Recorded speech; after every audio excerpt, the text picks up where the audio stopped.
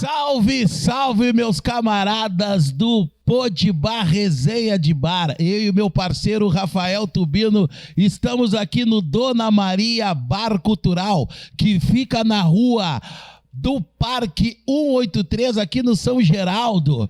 É, Rafael. Hoje o papo vai ser bom, hein? Hoje eu vou perguntar. Hoje eu quero saber. Chama o VAR? Não chama VAR, não. Chama a placa dos acréscimos, que hoje aqui não tem fim. Cara. Hoje vai longe, Rei. Hoje vai longe, hoje o bicho tá bom, o papo vai ser maravilhoso. Sempre lembrando os nossos jabazinhos, né, Tubiano? Jabazinho, tem que ter, né? É, a Sil Rosa Leste Designer, a minha parceira Silvia Rosa, especialista em cílios e sobrancelhas, que fica ali na Rua dos Andradas 1137, na galeria de Primo Beck. E também lá os guris lá do Sarandi, das motos, né, Rei? Opa, estilos motos multimarcas. Abraço pro Nenê. O Nenê tem a resenha do Nenê, né, Rei? Vai ter que ter, né? Tem que ter a resenha do Nenê. Os guris querem falar de moto e viagem. Os guris vão pro Chile de moto, Rei. Os guris são violentos. São violentos. Mentira. Não, eles não... Mas não é mobilete, então. Não, tem aquelas coisas pesadas, sabe? Sabe, os guris, sabe que eles são meio motoqueiro fantasma. O Alô Nenê, que fica ali na Martins Bastos 945, os caras estão há 43 anos no mercado de motos e acessórios. E fala lá dos guris lá da Alvorada. Agradecendo aí mais uma vez a presença, a ajuda, o apoio da Alfamid, comunicação visual, na Avenida Tiradentes, no número 563, no Jardim Porto Alegre, em Alvorada. Qualquer material de comunicação visual, é só chegar lá, falar com o Luciano, falar que deu uma curtida no Podbar, pedir um descontinho, que o Luciano é gente boa pra caramba. Ô, Luciano. E também agradecer as delícias da padaria Café com Pão, né, Rei? E o homem comeu, né? Uau, Márcio O Chaves. que tu achou do salgado, meu convidado? Não, deixei um pouquinho ali pro pessoal. Padaria Café com Pão, Rei. Alcides Maia 519, no bairro Sarandi, na Vila Elizabeth. Tubino, vou te dar então as honras, já que a gente já vendeu o nosso jabazinho aqui pro nosso patrocinador e sempre agradecendo a galera. Apresenta o nosso convidado, né, Tubino? Bah, cara, tu acha que precisa apresentar esse Não homem? precisa, esse homem não Tá precisa. louco, Esse aí, cara. ele é violento, o homem é pica. Primeiramente, não vou nem... Cara, eu vou primeiramente te agradecer, cara. Agradecer a tua presença, essa moral que tu tá dando pra gente de estar aí conosco hoje. E já avisando de antemão que é uma resenha totalmente resenha. Não tem papo de, não temos que fazer assim, tem que fazer olha pra lá. Não, é resenhão, né? E a gente, além de te agradecer, a gente quer saber, cara. A gente vai querer saber algumas coisas aí, que a gente sabe que tu teve alguns assuntos polêmicos na vida, né? A gente sabe que teve umas... A gente sabe a bandeira que tu ergue, por isso que a gente resolveu te trazer aqui, pra gente poder reafirmar o nosso posicionamento também. Né? E hoje, nisso que tu tá falando, Márcio, a gente não falou que é o Márcio, nem precisa falar quem vai lá. Eu já falei antes. Eu que conheço esse homem. E tu viu, cara, os guris da produção, quando ele chegou, né? O Márcio é bonito pra dedéu. Eu falei pra você. Eu disse pra você. Não, Porte atlético que nem o Márcio. Não. Aqui, isso aí, depois eu vou contar, mas é aquela que tu nunca jogou basquete. O Vulca, tá ligado? Não tem a manha aí. Respirando fundo. E vai, de 3 era com ele. E nesse momento, Márcio, falando que é um momento que a gente trazendo, que é muito importante, né? A tua fala, a gente que tá passando aí, a gente acompanhou tudo que aconteceu domingo, né? Tu também como candidato, e é muito importante hoje para nós do Podbar, nosso público te escutar, né? E a gente ter a fala que muitos não querem escutar hoje, né? Muitos estão... A gente viu o que está acontecendo. Então, eu já quero, antes de começar isso, te fazer uma pergunta, cara. Primeiramente, boa noite, que a gente já deu, né, Tubino? Boa noite, boa tarde, bom dia. Sabe qual é o horário que a gente vai fazer? Tá nos acompanhando. Isso. Cara, eu queria saber um pouco da tua história, Márcio, da tua infância. Esse cara que, porra, meu, tu chegou chegando assim, né? Mas a gente quer conhecer um pouco do... De onde é que tu vem, cara? Tu te criou aonde? Como é a tua boca, hein, mano? Te apresento meu amigo. Esse papo aí. Que se alimenta. Esse papo aí. É isso aí. Bom, eu sou de Porto Alegre, nascido e criado em Porto Alegre, né? Filho do falecido Buda, foi um dirigente do futebol de salão na década de 70 e 80 do Grêmio, dirigente depois nas categorias de base também, conselheiro no Grêmio, filho da professora Nomar, 2 funcionários públicos que com muito esforço, né, oportunizaram tanto para mim como para os meus irmãos a escolarização e cobravam demais. Na infância a gente não imaginava o porquê da cobrança, mas a vida se apresentou de uma forma que cada vez mais eu valorizo o quanto os meus pais, né, se esforçaram nesse quesito para que a gente pudesse, numa fase adulta, lutar de igual para igual. E mesmo lutando de igual para igual, é uma corrida meio desigual e desleal, né? Porque a pista de atletismo ela tem 400 metros, mas para quem é preto, quando a gente acha que vai chegar nos 400, ela aumenta para 410, para 420. Ela sempre tem um obstáculo a mais. E isso vem se apresentando ao longo dos anos. Eu sou professor de educação física, formado na Unicinos, joguei basquete por muito tempo, né, que é do período que a gente se conheceu ainda, lá da década de 90, do tempo do Azteca, viu, moçada? Aí. Olha, e era bom lá, e era bom. Ô, se era, né, Márcio? Na época que ali a Padre Chagas bombava. Verdade. E tinha um samba todas as terças, quintas e domingos. E o Sandrão era um dos parceiros lá que a gente encontrava. E muito arrego dava pra gente poder entrar. Exatamente. E outra beleza, na época... Segurança? Não, na época eu era brabão, era eu. Era Tinha uma escada, eu ficava com o braço... É isso aí. Eu só não tinha barriga, rei. Sim, mas... Todo riscado e lutava capoeira, né, rei? Ah, mas não era jiu-jitsu. O jiu-jitsu foi depois. Não, depois eu fui... O homem é uma máquina de dar soco. Depois eu fui puxar o rei. Não, mas a playboyzada lá nem se metia com o Sandrão. Não, era só aí. Sabe? Vai, e o Márcio lá, né, rei? Porra! Eu e meu time de basquete. Meu time, porra, os caras... exatamente, cara. Os caras... O Nilton, que eram os parceiros Sabe? que a gente tinha na época lá. Sim. Mas a gente sempre também não era de briga, só queria curtir a festa. Sim. Era gurizada de boa mesmo. Qual é o bairro que tu te criou, assim, ó, aqui em Porto Alegre? Me criei na Zenha, na rua Marcílio Dias. Estudei no Duque de Caxias, a primeira, a segunda, a terceira série. Não, primeira Jardim, primeira e segunda, e na terceira série eu fui para Nossa Senhora de Lourdes, que era um colégio que tem ali perto atrás da 0 hora. Me criei ali no bairro Azenha, Menino Deus. Só que cedo, né, em virtude dessa oportunidade que o basquete me deu de estudar, eu comecei a estudar, eu estudei no IPA no 2º grau. Então, para mim foi um choque não só social, mas também racial. Porque eu era um aluno bolsista nesse colégio e era um dos poucos 4 ou 5 alunos negros da escola. Então tinha um conflito ali constante. Por quê? Bolsista, preto, que não pagava o colégio. E virava e mexia, dava esse tipo de manifestação dentro da escola. Não só com os colegas, mas também com o grupo de professores. Era um desafio tremendo, né, frequentar aquele ambiente. Foi super, acho, um baita de um aprendizado para mim, né, e eu não posso me queixar daquele período. Eu acho que foi importante para eu poder me fortalecer bastante, principalmente na questão da militância da negritude, e entender que o cenário ele estava apenas começando em termos de dificuldade, né, que outras tantas iriam aparecer ao longo da vida. Você vê que como é triste, cara, ouvir isso, cara. É complicado. E, tipo, tu não é o primeiro que fala isso aqui no programa, cara. Tipo, eu falo muito da questão do Matheus Gomes, que entrou como deputado e vereador de Porto Alegre. Ele contando pra gente a mesma situação, cara. Tipo, cara, a gente o estado, e posso dizer Porto Alegre, é extremamente conservador, cara. Na realidade, Porto Alegre é uma das cidades não só conservadora, mas, no meu entendimento, a mais segregadora do país. Tem lugares específicos de branco e preto bem recortados na cidade. Isso eu concordo. Basta ver alguns bairros que são considerados nobres, como ali Moinhos de Vento, que a gente frequentava na nossa época, né, de festa. Ali é um bairro que raramente tu vê uma pessoa preta dentro do parcão. né, circulando naquelas redondezas, e quando circula é sempre com um olhar de desconfiança, quase que o 190 sendo chamado constantemente.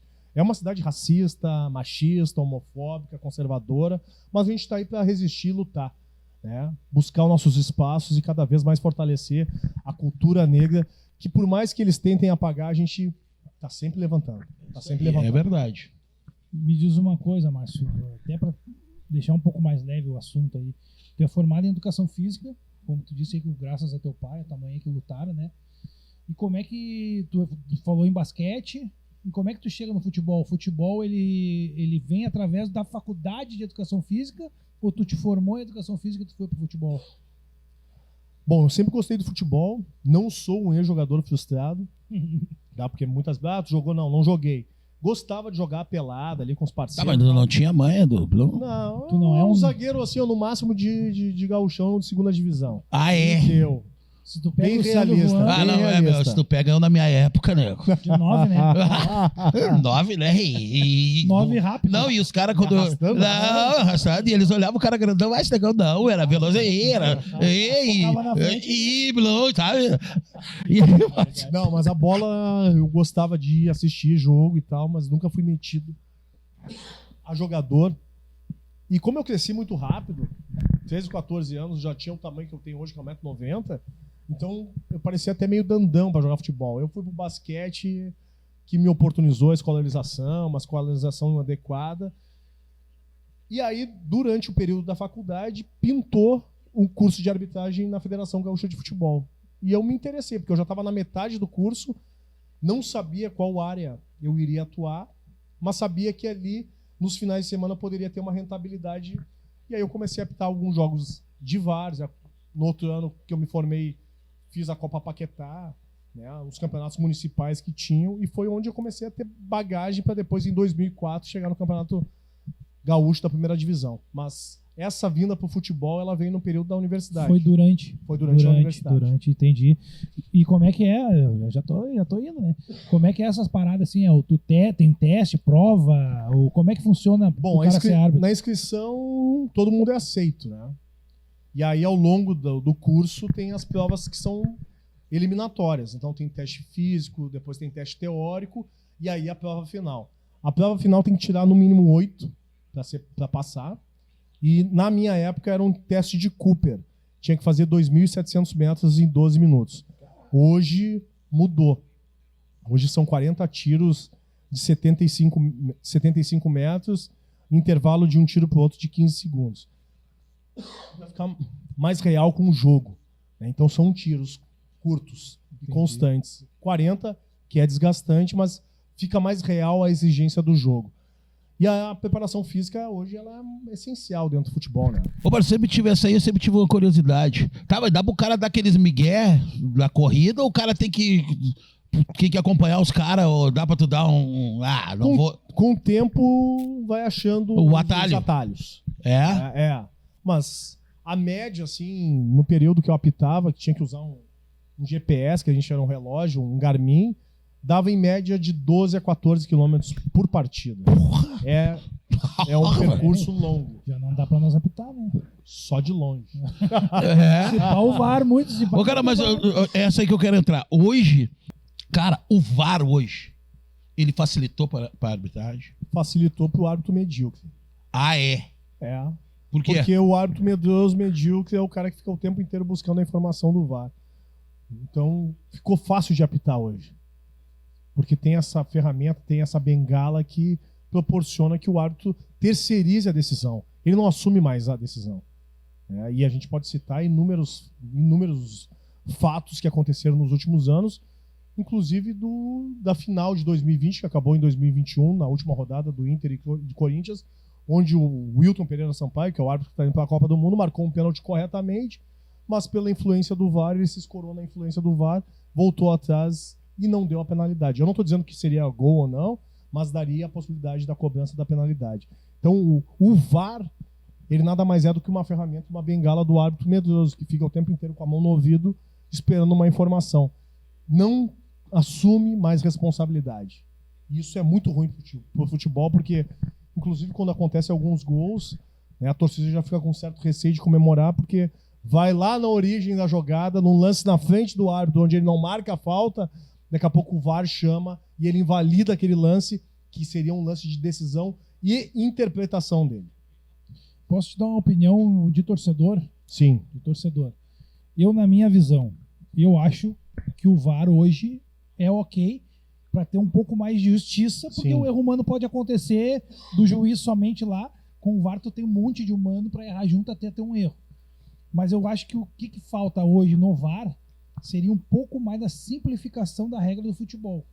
Por exemplo, com a questão de pênalti. O pênalti, se bater na mão assim, não é pênalti, mas se bater assado é. Pô, cara, vamos fazer então o seguinte, bateu na mão é pênalti. Concordo contigo. Entendeu? Vamos tentar simplificar. A questão linha traçada, seguinte, é 1 metro, é meio metro. Se tiver fora dos meio metro, pode estar impedido meio metro. Acabou, não precisa estar traçando a linha pelo ombro, pelo braço. Eu acho que a questão da simplificação melhoraria pro torcedor em si, pro futebol em si. Eu acho que o VAR, na minha visão, é uma boa. Não, eu acho que de repente eu não me fiz passar informação. Eu sou favorável. Eu vou, antes de tu entrar, eu sou totalmente contra. Tu vê que loucura, né? Eu sou favorável pelo seguinte: o erro no jogo, ele só traz um beneficiário, que é quem foi beneficiado pelo erro. Quem perde em virtude de um erro de arbitragem reclama, e quem erra é punido. Então, esse tipo de lance, assim, claro e óbvio, tem que ter interferência do VAR, mas não o tempo inteiro. Né? E hoje no Brasil ele tem uma interferência constante na partida, o que de certa forma torna o jogo chato. Né? Algumas decisões que são simples levam 5, 6, 7 minutos para serem tomadas. Verdade. Às vezes não fica transparente. Sou a favor, e aí vai dar polêmica, da coletiva de imprensa com participação da arbitragem no final do jogo, para exatamente elucidar esse tipo de situação. No minuto tal teve um lance polêmico, demorou 5 minutos para tomar a decisão. Vai na coletiva de imprensa e explica, foi por isso. Exatamente, ia fazer essa pergunta. Porque é uma recomendação da FIFA para que os árbitros não falem. Só que daí fica um massacre covarde, né? Porque todo mundo dá no árbitro. É dirigente, é treinador, é jogador, é imprensa, e o árbitro não pode se manifestar, não se defende, não explica o porquê da decisão também. Então, a FIFA tinha que abrir isso aí. Pô, já que é a regra do jogo, o árbitro tem uma prova para fazer, ele passa na prova, ele tem domínio do que ele está fazendo, nada melhor do que explicar para o grande público, para todo mundo. Fim de papo. Isso, Márcio, isso entra... Bom tu entrar nisso, que agora eu vou... Isso ele já tocou. Isso entra naquela decisão que tu teve... Não, foi no jogo do Inter, né? Não, foi Grêmio e Caxias. Não, tu tá falando dos pênaltis? Isso. Foi, na final de 2011. Que até depois tu foi te explicar. Na hora tu... Sim, nem tive chance. Tu não teve chance, essa é a verdade que tu falou. O que acontece? Foi 1-1, né? Era a final do segundo turno do Campeonato Gaúcho de 2011. Foi 1-1, a decisão foi para os pênaltis, e tinha uma recomendação da CBF que as decisões desde o ponto penal, que são as decisões a partir dos pênaltis, que ela fosse no local onde tivessem as duas torcidas. Né? Que prevalecesse onde tivessem as duas torcidas. Eu coloquei na goleira do lado da onde é o Gigantinho. O que deu reclamação, né? Até o meu falecido pai, na época, foi lembrado por um dirigente do Inter e tal, de forma covarde. Covarde, porque quem fala de uma pessoa que já morreu e não tem direito de se defender é covarde. E ali gerou muita confusão, porque no outro ano, dentro do regulamento da competição, já se previa, se a decisão fosse para as penalidades, que o árbitro fizesse um sorteio para definir primeiro o lugar e depois quem sairia batendo. Então eram 2 sorteios para evitar esse tipo de manifestação e os dirigentes não inflamassem demais os torcedores. Mas aí é que tá, é aquilo que eu disse. São decisões que até então o árbitro tinha como assumir. E eu assumi ali colocar. Tanto que no primeiro turno, no Grêmio Caxias, na decisão dentro do Estádio Olímpico, eu coloquei também a decisão do lado onde tinham torcedores do Caxias e do Grêmio, não só do lado onde tinham torcedores do Grêmio. Fim de papo, assume, toma pau, polêmica, enfim, e era isso, não dá pra se esconder. Mas aí quando tu entra nessa decisão, é melhor pro árbitro escolher o lado, ou como funciona isso, assim, que eu não... Era uma recomendação, né, eu poderia me isentar e colocar, o time da casa a torcida tá de um lado do campo onde tem a maior quantidade de torcedores da casa, me isentaria dessa polêmica. Poderia ter feito. Mas já que tinha uma recomendação da CBF de que as decisões fossem num local onde tivesse as duas torcidas, cara, e outra, né, Sandro? Os caras treinam ali a semana inteira. Não vai mudar nada do lado que for escolhido. É uma questão emocional, só isso. Mas, pô, o cara tá jogando em casa, sabe todos os buracos que tem no gramado, não vai influenciar. É que isso aí, é que no tempo que eu jogava, não existe mais jogador como eu, né? Frio, sabe? Calculista. Pô, sabe? Aí tem o da bola, que é não, que eu vou ficar Mas na real é mais justo, cara. Pô, é mais justo na real. Claro, pô. É mais justo. É questão de justiça, na minha visão, né? Pô, tem de um lado só com uma torcida. E do outro tem as duas. Tem as duas. Vamos as duas. Não tem. Uma coisa, deixa eu te passar uma outra. Também quer. Não, pode ir, Posso pode ir. ir? Vai. Ah, é. Tu tá muito. Cada dia tu tá vindo no programa, hein, Rei? É que na real. Outro, alguém. Hoje ele tá pifador. Ô, meu, ô, produção. Todo dia. Ô, meu, ele rei. Quem é que tá patrocinando essa tuas fardas, hein? Porra! Vou ter um patrocínio logo. Não, a produção tá cuidando de mim, eu tô tentando te botar na barra. Eu tô sempre com essa minha camisinha aqui. Tem o e boné, e relógio. Ah, mas imagina. Eu não tenho. Eu também não tenho esse relógio do Faustão. Ô, Rei, esse daqui eu comprei em 2010, esse relógio aqui, ó. É? Tá aí até hoje. Pô, que coisa aí, ó. Viu? Mas vamos falar com o Márcio, Rei. Pô, mas tu tá me pegando, tá me deixando enlouquecido. Ô, Márcio, deixa eu te fazer uma pergunta, cara. Dentro desse processo, cara, Grenal é diferente? Total. Grenal tem todos os elementos para dificultar a arbitragem, né? Porque tem tudo que antecede. Aí começam as manifestações dos dirigentes dos clubes para incendiar o torcedor. Tem o torcedor, tem a imprensa e tem os jogadores. Então tem tudo que antecede na semana, o dia do jogo e o pós-jogo, que é o que normalmente detona a arbitragem, né? Então, ele é todo mundo sempre fala, né? O Grenal é um divisor de águas para a arbitragem. Tu vai bem, não fez mais que tua obrigação. Se tu for mal, pode ter certeza que a carreira pode até ficar prejudicada em virtude de uma má atuação dentro de um Grenal. Mas é que, cara... E outra, tu é cobrado até pelos teus irmãos, né? Ninguém te alivia. É irmão, é vizinho, é porteiro. Todo mundo cobra. Mas assim, num tiro rápido, assim. Quem é um jogador que, esse aí é xarope. Esse aí foi xarope pra caramba. Hoje... Todo mundo pergunta, né? E essa tua pergunta, assim, é meio direcionado. Todo mundo, foi o D'Alessandro. Não foi o D'Alessandro. Não foi. Esse cara, eu não tenho uma queixa dele. Foi um cara que sempre mantive o respeito, me respeitou. Quando tinha que dar a dura, sim, era na educação. Também nunca fui desrespeitoso com ele. E a gente estabeleceu uma relação de amizade, de respeito que se tornou amizade em virtude da minha conduta com ele. Eu sempre respeitei ele e dizia, cara, eu vou te proteger. Mas tu não fica do meu lado me enchendo o saco. Era outra pergunta que eu ia fazer. Se não fica do meu lado me enchendo o saco. Alguém. Então, tipo, eu nunca tive problema com boleiro, sabe? Porque é isso aqui, é essa resenha. Sim. Né? Eu não vou pra dentro do campo de jogo inventar um vocabulário, daqui a pouco catedrático, universitário, que dificulte a relação com o jogador. Eu vou falar a mesma língua do cara. Né? E daqui a pouco, e tudo que tá ali fica ali, e fim de papo. Né? Se mandar lá, mandou aqui. Cara, encerrou o jogo, tá tudo certo, vida que segue, vamos embora. Uma pergunta em cima disso, depois eu quero fazer uma outra dessa em cima que tu foi, Tubino. Mas, cara, tipo um clássico Grenal, o cara, o nervosismo deve ser... E até apitar, tá ali com a cueca na borrada. Mas, cara, consegue dormir, cara? Consegue dormir antes? Não, é tenso. É tenso porque... Pô, eu sempre brinco, né? O Grenal é quando o árbitro se torna mais importante que o governador do estado. Exatamente. São 90 minutos que ele é mais importante, inclusive, que o governador. Exatamente. Todas as atenções estão direcionadas para a arbitragem. E ele vai tomar no mínimo 200 decisões durante a partida.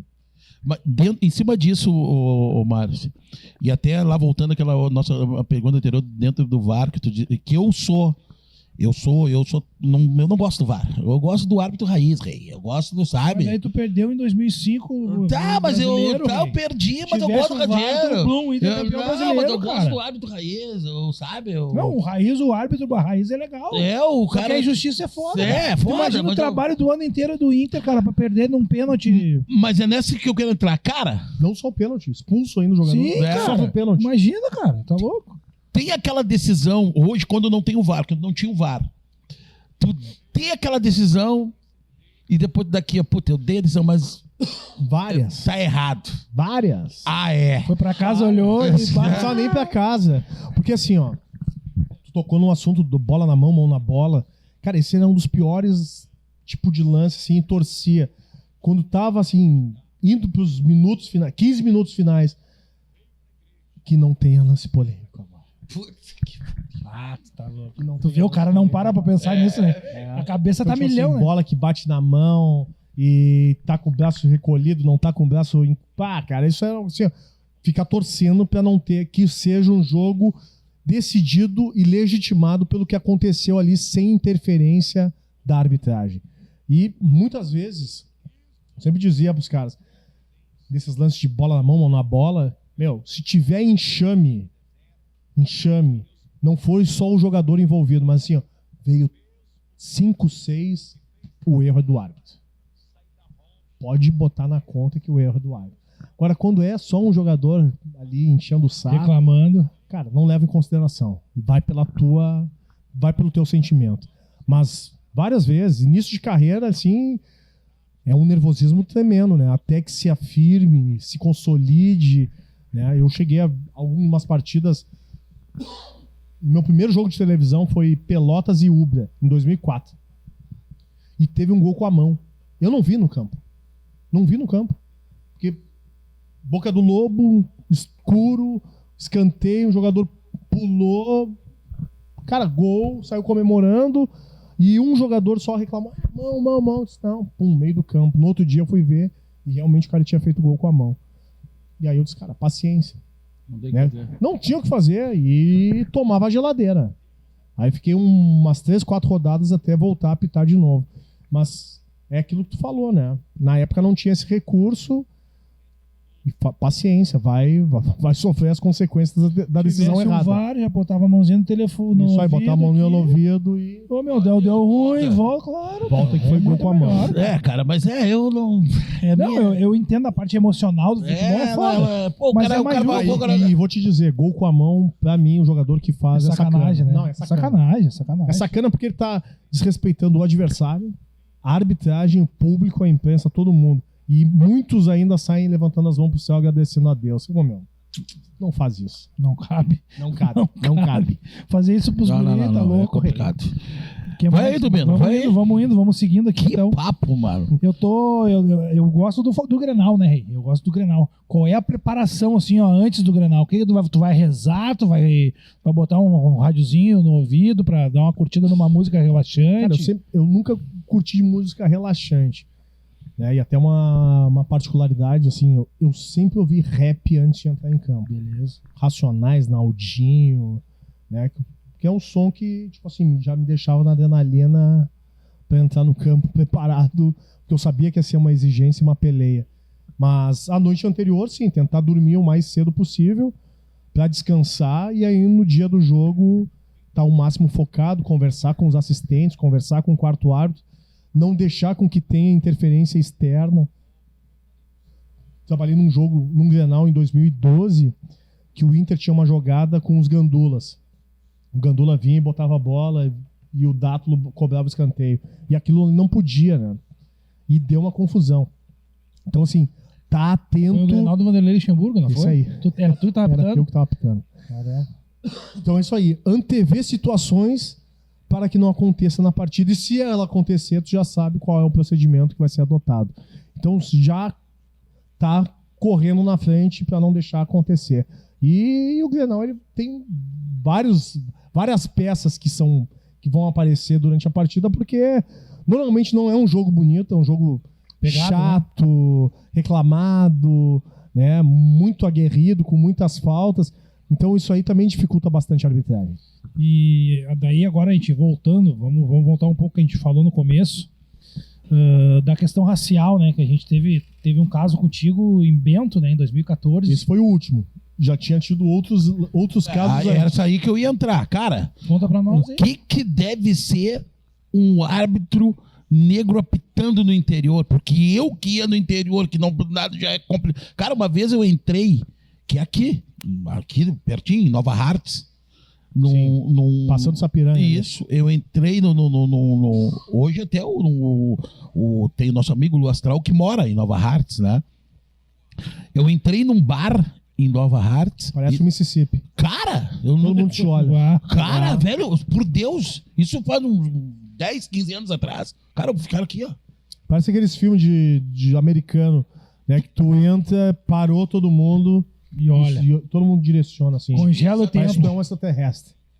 É o Mississippi, eu falo que aqui E é o como é Mississippi. que era isso no interior, mano? Cara, isso aí era uma afronta pra eles, né? Porque o árbitro, querendo ou não, ele é uma autoridade.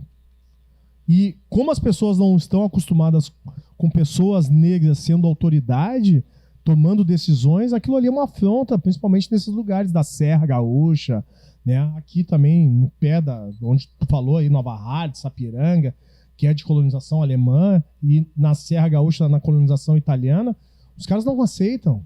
Eles não aceitam. Porque por mais certo que tu esteja nas decisões, eles sempre tentam contestar. E tem aquela questão que eles acham que todo mundo rouba eles, né? Ah, vem roubar aqui e tal, como se o dinheiro deles fosse assim, o diferente dos demais, né? Eu tive muitos problemas com essa questão racial dentro da arbitragem, e ela se apresentou desde cedo. Não foi somente o caso de Bento Gonçalves em 2014. Logo que eu comecei a apitar jogos escolares em Porto Alegre, eu presenciei vários casos. Na minha primeira competição de federação, no FIPAM também, inclusive aconteceu um fato na semifinal entre Defensor e Boca Juniors, que o time do Boca Juniors saiu do campo quando eu entrei. Eu achei que eles tinham ido pro vestiário para fazer aquela reza, quando na realidade eles queriam tentar manipular a coordenação da competição para me tirar do campo, porque eles não... Mas isso daí, Defensor do Uruguai e Boca da Pô, isso Argentina. aí, o que é Libertadores? Libertadores? Não, era o FIPAM, encontro de futebol infantil pan-americano. Tá. Jogo de criança ali, 14 anos, mas com rivalidade. E os dirigentes do Boca não queriam que eu apitasse porque eles disseram pro coordenador da competição que não confiavam no árbitro negro apitando um jogo decisivo. Que bárbaro. Só que o chefe da arbitragem que estava conosco lá bancou. Eu tinha 24 anos na época. Então, ali eu comecei a me deparar e observar um cenário que até então não era debatido dentro do contexto do futebol, né? Tanto é que esse dirigente falou, sinto muito te dizer, mas tu vai ter vários casos na tua carreira com a questão racial e tu vai ter que te preparar. Não vai bastar tu ser bom. Como que se prepara para isso, Márcio? Cara, eu tive sorte na minha educação com os meus pais. Nunca teve romantização desse assunto dentro da minha casa, né? Então, meu pai sempre foi muito rígido, duro comigo, com meus irmãos, né? Desde os 7, 8 anos que a gente começou a sair sozinho, os dois, para fazer judô no 7, porque a gente morava na Marcílio Dias, o 7 na esquina da Érico com a Saldanha Marinho. Nós íamos caminhando e tal, e ele sempre dizia, cara, quando vocês forem treinar, saiam com documento, vão bem vestidos e não corram nas ruas. Ali eu comecei a entender o porquê dessa preocupação, né? Porque, cara, se encontrar a polícia, ferrou. Se correr, já era. Né? Eles vão dar o tiro primeiro e depois vão saber o que é.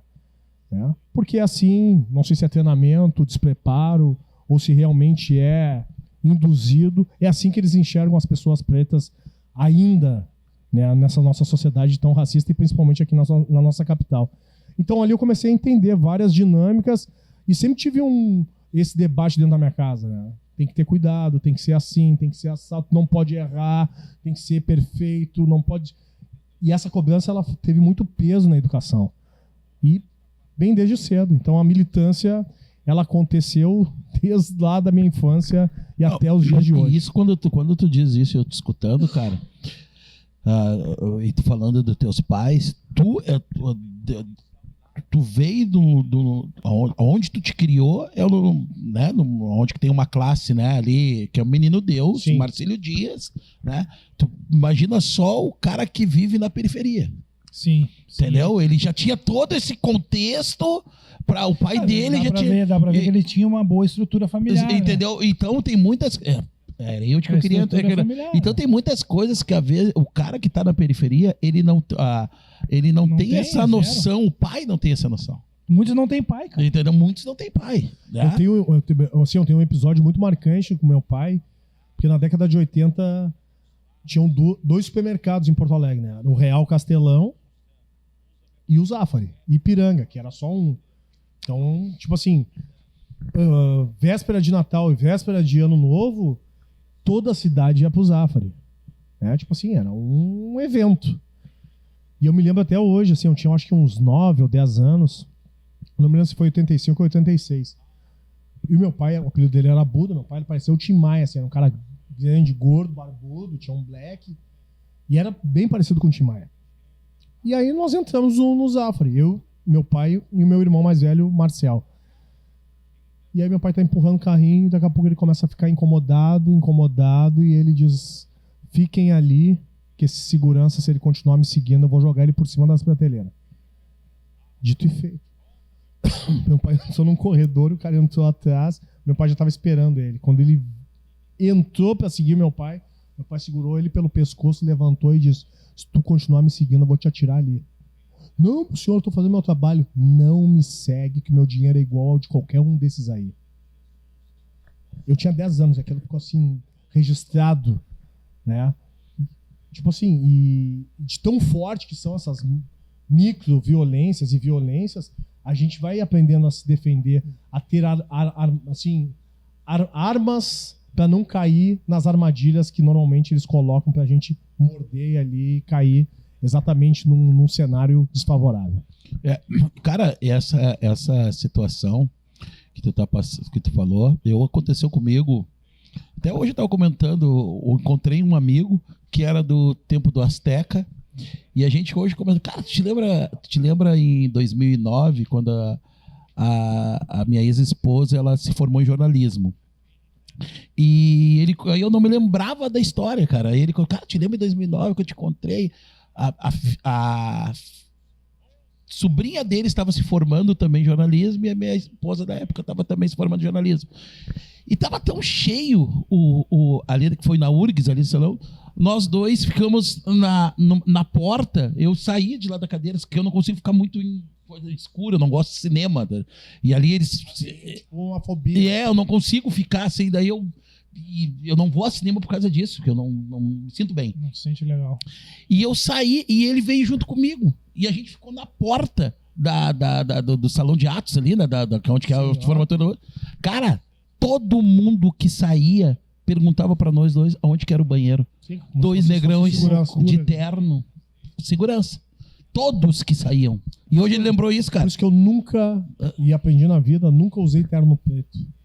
Exatamente para não passar por essa situação. Porque se tu usa um terno preto, automaticamente no imaginário do branco racista, ele vai te ver como vai estar trabalhando ali, tu vai estar numa posição de subserviência para que ele imagine que tu seja um segurança. Exatamente, não, concordo com isso. Isso é que tu falou, hoje ele me lembrou disso, cara, não me lembrava disso, é verdade. E aproveitando essa conversa que a gente está tendo, essa resenha em si, né? Mas aproveitando o que vocês estão falando aí, acredito que com essa formação da tua família que te deu, com a tua experiência de vida, com o caráter da pessoa que tu é, que a gente vê que já via antes, agora está tendo aqui a oportunidade de estar comprovando, isso daí podemos dizer que te botou para a questão política. Tu queria, por que tu entrou na questão política? Qual é o motivo? Que tu quer fazer lei para mudar, tu quer defender, tu quer mostrar para os outros que tu sabe? Explica pra gente assim, como é que foi tu entrar na política e a gente sabe, tua veia toda afro, né, cara? Sim. Todas tuas defesas e tal. Explica pra nós assim a questão política, como é que se deu na tua vida? Bom, a questão política ela acontece desde a infância, né? A partir desses episódios não tem como não se tornar politizado. a questão partidária ela se desenha já na minha fase adulta. Né? Quando acontece o fato comigo em 2014, em Bento Gonçalves, eu tenho um convite. Eu estou indo a Brasília, porque eu tive um convite da Dilma Rousseff, né, a presidenta da época, para ir a Brasília. Ela recebeu eu e o Paulo César Tinga lá na sala dela. Um bate-papo, era ano de eleição, era ano de Copa do Mundo, né, havia uma preocupação, também um interesse político, né, a gente não pode ser inocente de não entender o porquê daquela manifestação, mas para mim ela foi muito generosa. Né? E era válido pro momento, né? Total. Foi uma sequência de fatos. Por mais político que seja... Foi uma sequência de fatos. Coisa que o atual presidente jamais se preocuparia. Então, os bolsominions aí que fiquem bravos, porque é isso aí. Porque é um racista também, como a maioria aqui de Porto Alegre. E ali eu comecei, né, a entender assim, cara, a questão política partidária vai ser uma questão de tempo. E aí surgiu o convite naquele mesmo ano, em 2014, através da Fernanda Melchiona e da Luciana Genro, para eu me filiar ao PSOL. Eu não me via preparado naquele momento. E podia, de repente, assumir uma postura de usar daquele fato de Bento Gonçalves e me impulsionar politicamente. Eu não quis. Fui para a televisão, fiquei 6 anos trabalhando na RBS como comentarista, tive vários programas na RBS, com o meu ex-chefe, por questões raciais. Tipo de tentar me apagar, de não tocar o assunto adiante, de quando eu ia fazer transmissão no Alfredo Jaconi, de torcedores que queriam invadir a cabine para bater em mim, e o cara pedia para eu não reagir, e aí depois quando eu pedia para ele as imagens, ele não disponibilizava as imagens para eu processar aqueles torcedores, porque para ele tinha os patrocinadores, que eram muito mais importantes do que aquela atitude, até um momento que ele me questionou, cara, isso aí como é que ele me perguntou? Isso aí te afeta? Aí eu disse, cara, não afeta só a mim, como a ti deveria afetar também. Sim, no mínimo, né? Porque tu é meu chefe, cara. Tu tá vendo, tá escutando tudo que tá acontecendo, e pra ti isso aí não significa absolutamente nada. E a partir dali eu fiz uma matéria que saiu no UOL em 2019, que eu sabia que eu ia ser demitido depois daquela matéria. Eles me seguraram mais um tempo, né, na realidade quase um ano, e eu acabei sendo demitido em 2020. Num período bem conturbado também. O que eles alegaram para te demitir? Não teve a ver com essa questão, ou teve? Pra mim teve total. Né? Eu fiz a denúncia em 2019, fiz a matéria com o UOL em 2019.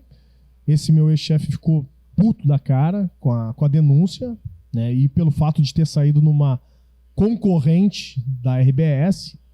E aí eu perguntei, tá, mas tu tá preocupado com um assunto ter saído numa concorrente ou com um assunto? Ah, porque saiu numa concorrente. Eu disse, só um pouquinho, meu. Quando é que tu te preocupou em falar sobre o assunto? Pelo menos o concorrente se preocupou. E até é bom que tenha saído pela concorrente, porque se saísse por aqui já não teria o mesmo peso. Iam dizer que estão querendo impulsionar, estão querendo promover. Cara, saiu por aqui, foi bem melhor e deu para ser muito mais autêntico e verídico no fato, e ninguém abafou nada do que aconteceu. Só que ali eu comecei a perder espaço, aparecer cada vez menos na programação, até que chegou em novembro, quando eu participei de um Redação Sport TV com o Marcelo Barreto, sobre a Semana da Consciência Negra, e aí quando terminou o programa, participou eu, Marcelo Barreto, Paulo César Oliveira, acabou a programação, ele me chamou para uma reunião e disse, tô pensando em te desligar em 2020, né, depois do Gauchão, mas eu não quero que tu pense que seja porque tu é preto. Aí eu disse, tá, mas por que tu tá entrando nessa história? Já falou assim, não pensa, tá? Não é pra te pensar. Não, porque, pô, tu sabe, porque daqui a pouco tá oneroso demais e eu posso te contratar, já vi com o jurídico, pra te contratar como PJ depois de 6 meses ou um ano. Daí eu disse, sim, mas não adianta tu tratar com o jurídico antes de me perguntar se eu quero ser contratado. Ah, pois é e tal. Bom, virou o ano, 2020 eu trabalhei janeiro e fevereiro, me deu férias, já tinha tirado, me deu férias de novo. Só que no meio dessas férias apareceu a pandemia, parou tudo. E aí, em abril, no dia 24 de abril, que foi uma sexta-feira, ele me ligou por volta das 7h30, 15 para as 8, para eu ir até a RBS para ele conversar comigo, porque ele primeiro era para uma conversa. Eu disse, cara, não posso sair de casa, eu tô com meus filhos pequenos, não tem como eu sair. Na época, meu filho Miguel tinha 6 anos e a Joana 2. Eu disse, eu não tenho, cara, a minha esposa estava tratando um câncer e ela veio a falecer o ano passado, um ano depois da minha demissão. E eu disse, cara, não tenho, minha mulher tá fazendo quimioterapia, eu tô com meus filhos em casa, eu não posso sair de casa. Ah, pois é, mas eu tinha que falar contigo. Cara, de tarde eu vou aí. Não, de tarde não dá. Eu disse, então segunda-feira. Eu disse, tá, beleza. Desligou o telefone. Aí eu fui entrar no e-mail corporativo da RBS. Bloqueado. E meu e-mail já estava bloqueado. Aí eu, eu sofri o pênalti. Deu 5 minutos, ele me ligou e disse, tô te desligando, queria conversar contigo pessoalmente e tal. Eu disse, meu, tá tudo certo. Já estava imaginando que tu ia... Já Pode tinha... dizer o nome da pessoa? Não tem problema. Posso falar, Thiago Cirqueira. Ele tá lá até hoje, é o chefe de esportes e tal. Moleque. Mas tudo na vida, né, uma hora a gente vai pagar essa conta de alguma forma, né, porque o homem lá em cima ele não dorme. Mas já passou, não tenho ressentimento dele, sabe? Eu acho que tem certas derrotas que servem como um aprendizado e também uma vitória. Então, a partir dali, eu fui para o ambiente político, né, com a Fernanda Melchiona. Aí sim, eu me filiei ao PSOL, concorri a vice-prefeito em Porto Alegre com ela e comecei a minha caminhada partidária através do PSOL. Esse ano concorri a deputado federal, não foi a votação esperada, mas foi um aprendizado para 2024, vim com tudo para concorrer à vereança e aí sim ocupar um cargo que eu acredito que eu tenho muito a contribuir em Porto Alegre, principalmente para execução e alguns projetos de lei com relação a essa luta antirracista dentro dessa capital. O PSOL é um partido que a gente nota aí a relevância na política dos negros. Claro, além de ser toda da questão da esquerda, mas o PSOL vem numa crescente gigantesca, né? Gigantesca, porque tu vê os nomes que estão sendo expoentes hoje na política aí, vamos falar aqui da nossa, né? Tipo como o Matheus, como a Karen. A gente vê que está chegando um pessoal novo no PSOL, fora o PCdoB, PT. Sim. Mas o pessoal está numa crescente, que antigamente tu falava no pessoal, não, o pessoal não elege ninguém. E hoje está elegendo e está trazendo pautas totalmente sensatas para dentro da Câmara, né? Pô, tu citou aí 2 lideranças negras muito potentes, né? O Matheus Gomes e a Karen Santos. Tem a Fran Rodrigues, que é a 2ª vereadora suplente, agora vai ser a primeira, porque o professor Alex vai assumir a vaga do Matheus. Então, tem sim uma preocupação e uma ideia de formação de lideranças negras dentro do partido. Esse processo ele engatinha muito no Brasil inteiro, mas o pessoal ele levanta algumas pautas e essa pauta da negritude é uma prioridade para ter ficar mais equânime, principalmente ocupando os espaços tanto na Câmara, na Assembleia Legislativa e futuramente na Câmara Federal também. Dentro disso que tu está falando, Mário, eu tô aqui te escutando e tá vendo algumas coisas na minha cabeça. Fugindo do script. Vamos fugir do Vamos script. fugir. É assim que é bom. Cara, eu sou um cara que eu sofri alguns preconceitos, né? Mas não foi coisas assim. A gente sofre todo dia, bem dizer, né? E eu vejo que o ser humano ele sofre, seja né, da sua maneira.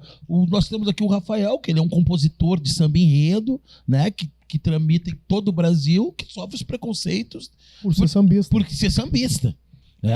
Então ele tem essa questão do preconceito. Cara, o que eu quero te escutar quando tu me diz assim, cara, eu sou um cara que eu nasci no Menino Deus, tu vê que tu teve uma base.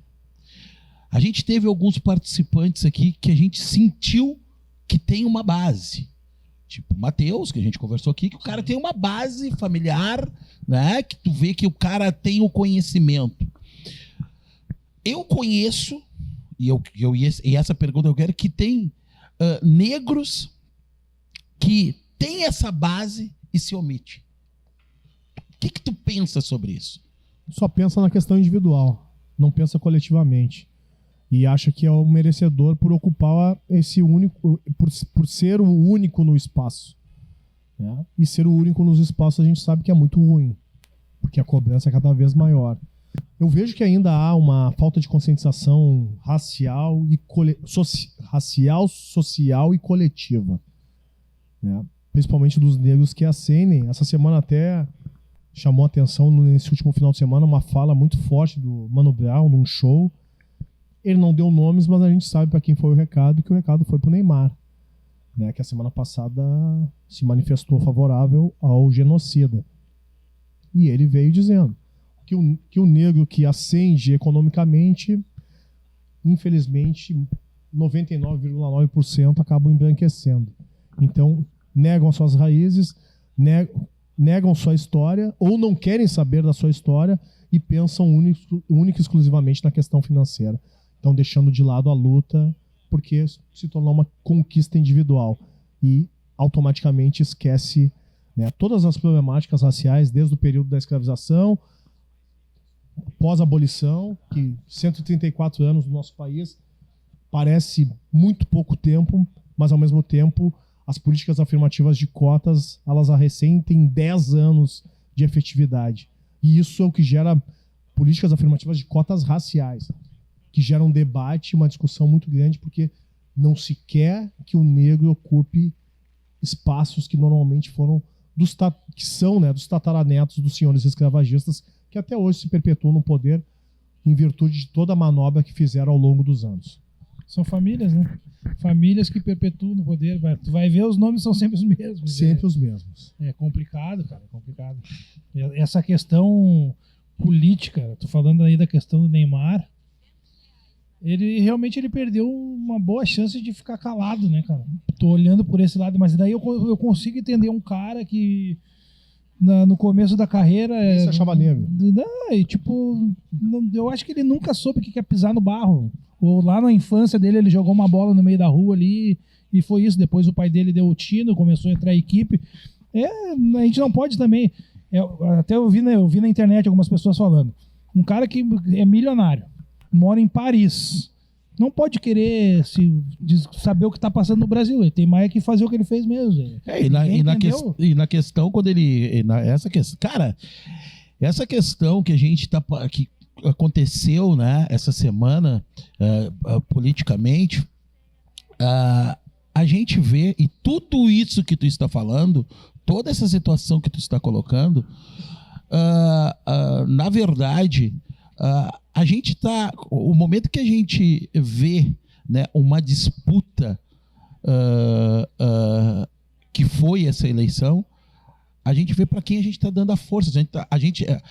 Esse atual governo, a gente está dando voz para ele continuar sendo racista, homofóbico, machista, exatamente, a gente está sendo misógino. Porque, cara, eu não consigo enxergar, Márcio, eu não consigo entender como um cara que a gente passou uma situação e a gente sabe que a gente faz um programa aqui que a gente tem muitos, a gente tem pessoas de direita, a gente tem pessoas de esquerda, né? Mas eu sempre, como o Podbar é um programa que ele é aberto, né? E a gente não tem problema nenhum daqui de sentar um cara de direita e me falar que a gente vai conversar normal, debater com ele normalmente. Mas eu não consigo entender como, né?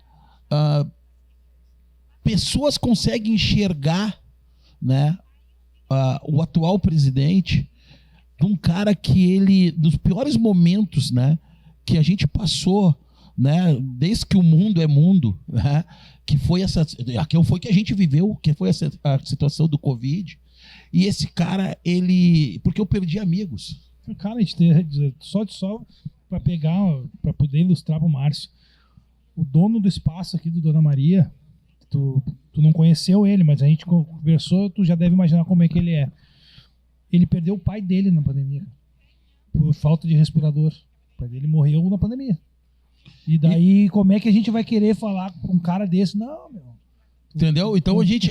É uma coisa que a gente não consegue entender como as pessoas, elas consegue apagar isso da memória, sabe, ô Márcio? Na realidade, a normalização da barbárie no Brasil, ela traz com que a vida do outro distante, ela seja descartável. Enquanto não acontecer com um ente próximo, cara, vida que segue, toca o baile, vai embora e vamos lá, que a economia não pode parar. Que isso, né?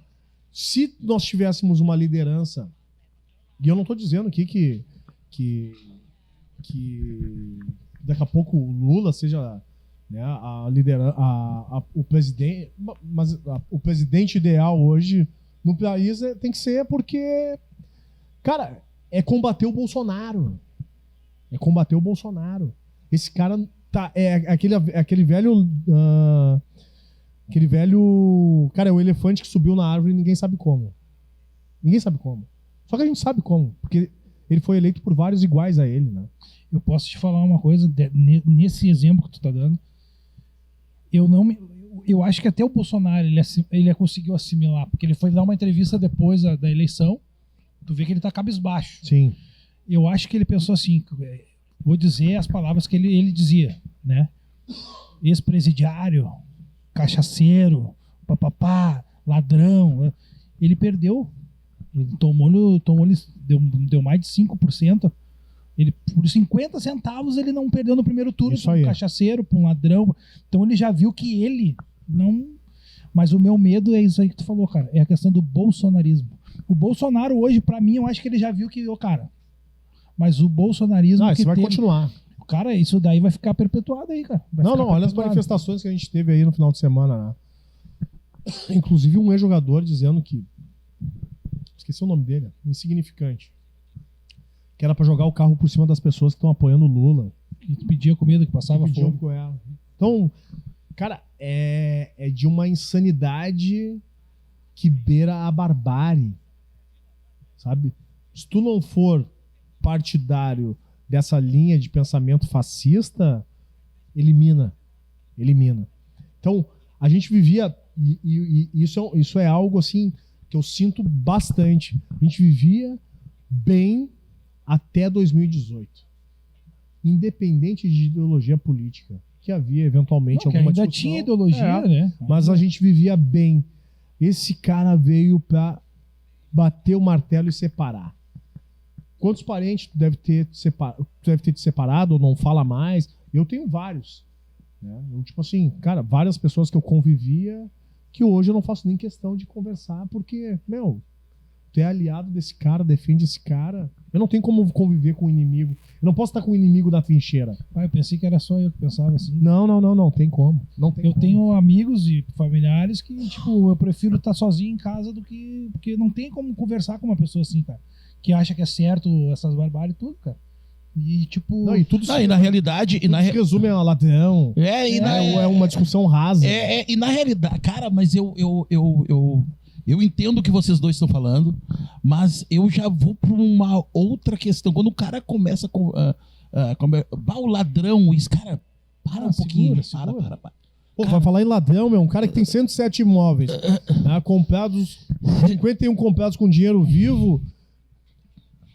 Cara, a gente vai trabalhar assim, ó. Soma a minha vida, a tua vida, a vida de vocês que estão assistindo. Cara, se a gente comprar um imóvel cada um, cara, vai ser assim uma graça. Mas, Márcio, dentro disso que tu tá falando, beleza, eu vou debater contigo.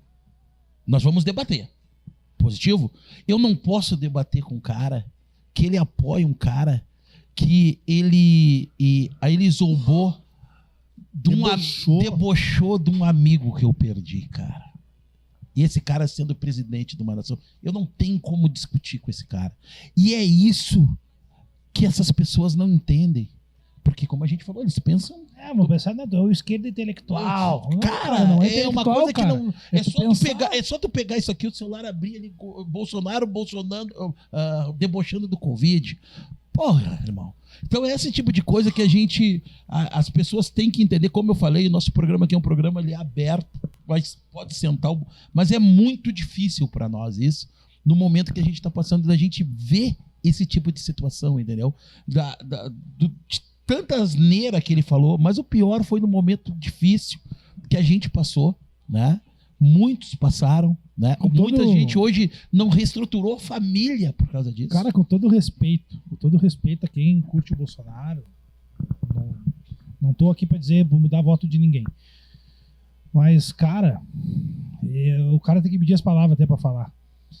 Não tem, cara, não tem, tipo assim, eu sou um cara que eu não ia torcer contra o governo Bolsonaro. O Bolsonaro ganhou na urna, beleza, vamos pro governo, deixa o cara trabalhar. Mas daí no momento que é o seguinte, cara, o país precisa de um líder. Cara, na pandemia eu trabalhava na rua, de moto, na rua, pra cima e pra baixo, não pude parar. Eu chorava todos os dias, eu chegava em casa e começava a ver as pessoas morrendo, a minha família desesperada. Não, chegou um período que era assim, 4 mil e poucos. Tá louco? Quase 5 mil pessoas mortas por dia. Cara, tu só espera por dia. E ele jamais se manifestou sendo solidário a alguma família. Uma mensagem de uma liderança de chegar, quero me solidarizar as famílias das pessoas. Nada. E aí morreu a rainha Elizabeth, escravagista, né?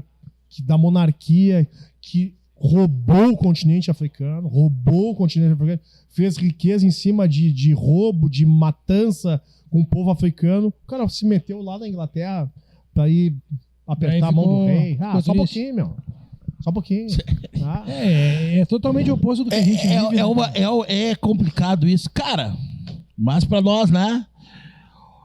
Cara, eu vou dizer uma coisa pra vocês, meu irmão. Tubino, principalmente. Eu conheci o Márcio Chagas no Balancete de Moreno, tá ligado? Tu não tem noção a malemolência que esse negão tem na cintura, rapaz. Aí ele vem. E a nossa próxima atração da outra semana, que vai ser o Samba Astral, tinha que ver o que ele fazia na Lei de Furacão. Ele já falou pra nós. Era ele. Curtia, né? No balance. Pai, eu era segurança, né, rei? Que é daquele negão ali, rapaz? Vai negão pra cá e pra lá. Irmão, eu quero te falar que tu também. Tu faz parte do... Tu curte o Carnaval de Porto Alegre, né, irmão? Sempre assisti. Sempre assisti. Esse ano eu participei na Escola Realeza, né? E pra mim foi muito emocionante, porque eu tenho tatuagem aqui dos Lanceiros Negros e o samba enredo era dos Lanceiros. Né? Eles combinaram de nos matar e a gente combinou de não morrer. E pra mim foi muito impactante entrar no Porto Seco, pro desfile, com a roupa dos lanceiros e representar, né? Porque os Lanceiros Negros, para quem não sabe, foram os heróis, os verdadeiros heróis da Guerra Farroupilha, que não foi guerra, né? Mas foi uma armação ali dos estancieiros que colocaram os negros no Cerro dos Porongos sem armas para serem mortos, porque tinham combinado antes, né, desse confronto, né, e dessa matança contra os lanceiros, de que eles seriam libertos. E para não libertar os negros, eles colocaram num cerro sem armamento para que as tropas republicanas matassem os negros covardemente. E os que sobreviveram foram vendidos, não foram libertos também. Então, esses aí que vocês enaltecem, Duque de Caxias, Davi Canabarro, que tem nome de rua, nome de cidade, são tudo pilantra. Eu quero... Eu curto mais, cara. Bom demais. Eu vou te falar uma coisa, cara. Eu te falei partes ali nos bastidores ali. Vou te dar a real. Eu tenho uma filha de 9 anos. O Budi conhece, a rapaziada conhece. Todos são apaixonados por ela porque... Não sei se é por causa da criação, se é índole, essas duas coisas. E eu quero te dizer que tu, naquele desfile ali, tu serviu de referência pra mim poder explicar pra ela a história. Eu chego a me emocionar, cara. Que é papo reto, papo de homem. Não é... Peguei ela, ô filha, tá vendo ali, ó? Ele simboliza tudo isso aí que tu falou, e ele passou por um momento difícil na vida dele, que foi aquela parada lá de Bento Gonçalves. Até a analogia, né? Justamente em Bento Gonçalves. Né? Um dos traidores. Esse não me pega. O Bento Gonçalves, esse pra mim. O Bento Gonçalves e o outro malandro aquele, me fugiu. Duque de Caxias ou Davi Canabarro? Davi Canabarro. Esses aí não me pegam. Esse foi o que recolheu as armas. Esses não me pegam. Esses não vem comigo. É surreal. Assim, quando a gente começa a ouvir as histórias, conversar, né? Pô, irmão. Triste é pouco, cara. E pior é saber que até hoje a gente tem que estar brigando, tem que estar lutando. Eu falo eu como branco, mas eu sou negão, cara. Eu sou negão, não tem. O Di falou pra mim, ô meu, tu não vai dar papo. Cara, é que eu nunca presenciei um racismo na minha frente, assim, contra alguém, porque eu vou pra porrada, cara. Eu acho que eu não ia ter o discernimento, a calma que tu tem. Eu já vou mandar pro inferno e, ô meu, dá em mim então. E vamos, sabe? A minha nessa aí. Eu sou desse É daí. que eu te falo Esse pra é ti. meu papo. Quando a gente, esses movimentos, e eu vejo que hoje é tipo o carnaval, a gente é do carnaval, entendeu? Hoje a gente teve algumas pessoas do carnaval aqui, e eu sempre digo, cara, o carnavalesco ele precisa daquele cara que vai lá dentro da prefeitura, dentro dos órgãos, que tem o conhecimento, a base para poder falar. Pra ter o diálogo. O diálogo. Não ser enrolado. Eu vou te dizer uma coisa pra ti. Porque eu, que venho de comunidade pobre da Vila Elizabeth, de Sarandi, eu já venho pro embate do soco, meu irmão. Sim, porque não vai ter muita argumentação. A minha não cara, tem vai querer te papo, enrolar. irmão. Não, bababá, vamos Então se tá, pegar tá aqui, resolvido. irmão. Bom. Vamos resolver aqui, como é que a gente vai fazer? Que é uma cabeçada Entendeu? aí, Entendeu? né? E muitas vezes tu perde a razão nisso. Claro, é Né? complicado. Muitas vezes a gente perde a razão. Então, cara, por isso que eu te digo pra ti, hoje tem essa representatividade muito forte, né? E eu vou até falar uma coisa que eu nunca falei. E eu vou te falar, te escutando como eu escutei o Matheus, como às vezes, cara, muitas vezes vai ser um dos nossos convidados aqui, o Dudu Franco. Sim, meu parceiro. Que às vezes a gente vê o cara, porra, meu, mas será que esse cara não tá demais? Mas a gente começa a ver as histórias, irmão. Entendeu? A gente vê as histórias. E eu vou te falar pra ti, eu como negro, às vezes eu acho, tá ligado? Que é demais. Mas te escutando o Matheus aqui, escutando o próprio Dudu quando vinha aqui, a gente começa, porra, meu, sabe? É todo mundo falando a mesma coisa. E eu tô achando que... E outra, são microviolências que acontecem ao longo da vida. E eu te digo mais, cara, por um triz a gente não transborda. E não entra nessa de vias de fato. O ano passado, trago uma outra história. Né? Meu filho estudava no Colégio Santa Inês, ali em Petrópolis. E aí, recém minha esposa tinha falecido, assim, um mês logo depois que ela faleceu, ela teve um câncer de mama e tal, ficou na luta, faleceu. E aí eu tô na correria, porque eu, com 2 crianças, correndo pra lá e pra cá. Pai, deixa um no colégio, deixa o outro, meio atrasado. E aí deixa a minha filha, vou levar o Miguel, aí, cara, estacionei o carro. Atravessei, botei ele no colégio, ele entrou, abanou, beijo, tchau. Na passada, na faixa de segurança, o cara, não pode botar o carro ali, é uma garagem. Eu disse, só vim deixar meu filho rapidinho, não atrapalhou ninguém. Né, porque não sei o que e tal. Eu disse, então tá, multa o meu carro. Quer multar o meu carro, multa o meu carro. Entrei no carro, o cara começou a tirar foto. Aí eu disse, só um pouquinho, meu. Eu já tô com sangue quente, estourado, cabeça a milhão.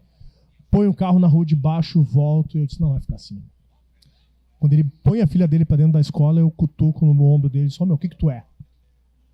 Tu é DPTC ou tu quer comprar meu carro? Porque eu vi que tu tava tirando foto do meu carro. O que tu quer com o meu carro? Eu vou denunciar. Vai denunciar? Então nós vamos fazer o seguinte.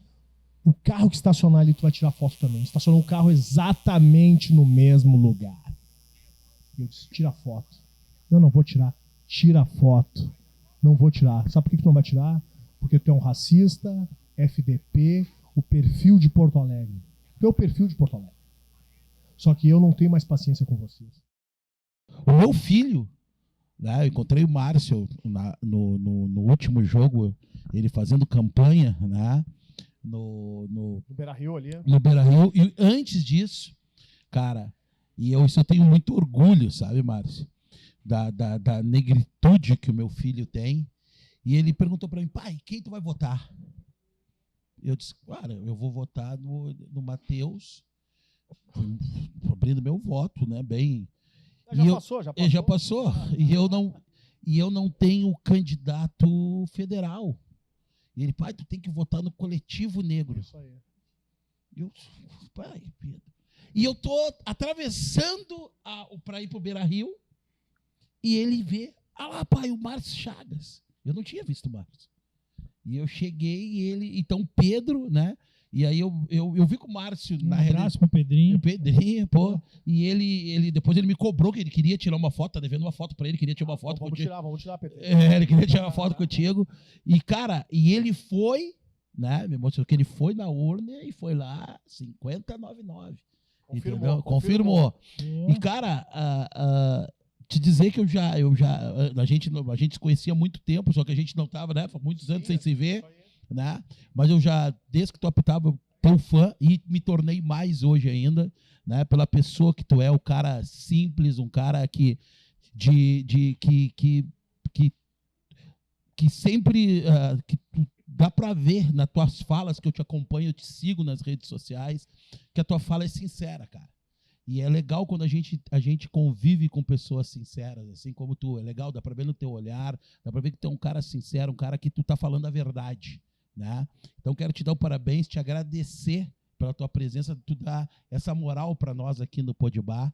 Muito obrigado. Eu poderia hoje, eu para mim ficava aqui até as 4 horas da manhã, né, falando, né, Dubino? O que tu acha? Fala aí, vai repetir aquela frase. Tem uma frase que em todo Podbar eu falo. Faço das palavras do Sandro a minha, porém, mais uma coisinha. Cara, eu quero te agradecer. Não só pela presença, por tudo que ele falou, mas pela aquela história que eu te falei do carnaval. Sim. Que graças a ti, graças ao enredo da realeza, eu consegui conversar com a minha filha e explicar para ela naquele momento. Não foi um momento, ô filha, vem aqui conversar comigo que eu quero te contar uma coisa. Não, ela me perguntou, ô pai, qual é que é? Ô filha, é isso. E se tu não tivesse ali, se não tivesse esse enredo, isso não teria acontecido. E eu falo entrar na mente, mas não é a palavra, mas é entrar na mente, né? Consegui entrar na mentezinha dela. Graças a Deus, a minha filha é uma pessoa que, se ela vê qualquer ato de racismo, ela sabe que ela tem que brigar, que ela tem que defender. Sempre digo, a Isa é uma criança diferente, cara. Ela é uma criança que ela é encantadora, ela é uma criança que ela chega e tu vê que é aquela criança encantadora, sabe? Ela tá um passo acima. Porra, isso é legal, muito legal, filha dele. E realmente, tu é o cara que foi o fio condutor disso aí, cara. Então, te dar os parabéns por toda essa resenha que a gente teve, mas te dar os parabéns e te agradecer por esse momento que eu tive com ela. Foi graças a ti e graças ao enredo da realeza. E deixar aí a câmera aberta para te deixar uma mensagem aí, tanto pro povo negro quanto pra tua família, ou para quem tu quiser aí, irmão. E muito obrigado. Bom, na realidade, eu queria agradecer a vocês dois, a oportunidade de estar aqui no Podbar e tal. Resenha de bar, né? Resenha de bar. E, cara, pra mim é uma satisfação, né? Dividir, não estou ensinando absolutamente nada, mas dividir, porque muitas pessoas passam por essas situações, se calam por não ter com quem conversar e vão somatizando isso ao longo da vida até alguns momentos que, cara, ou piram ou extravasam de uma maneira inadequada e imprópria. E conversar, acho que é a melhor maneira para a gente poder educar, né? Antes de ações punitivas, porque racista tem que ser preso, né? Mas infelizmente o sistema é feito por eles e para eles. E a gente luta historicamente para que isso mude, mas é uma luta incessante e muitas vezes nós somos derrotados. Mas a gente está aqui com o espírito dos lanceiros negros, né, que foi o tema enredo da realeza, levantando a bandeira e mantendo sempre, né, essa negritude fortalecida para que a gente possa, nas próximas gerações, ter cada vez mais lanceiros vindo e lutando, e para que essa história não seja apagada, não seja esquecida, que é uma luta incessante para relembrar os verdadeiros heróis farroupilhas. E um abraço a todos, acompanhem o Resenha de Bar, Podbar, compartilhem, encaminhem, se inscrevam sigam no Instagram, sigam no canal do YouTube e dê essa moral aqui para os dois amigos aqui, porque qualidade total. Daqui a gente vai comer um salgadinho aqui, porque a gente já acredita. É isso aí.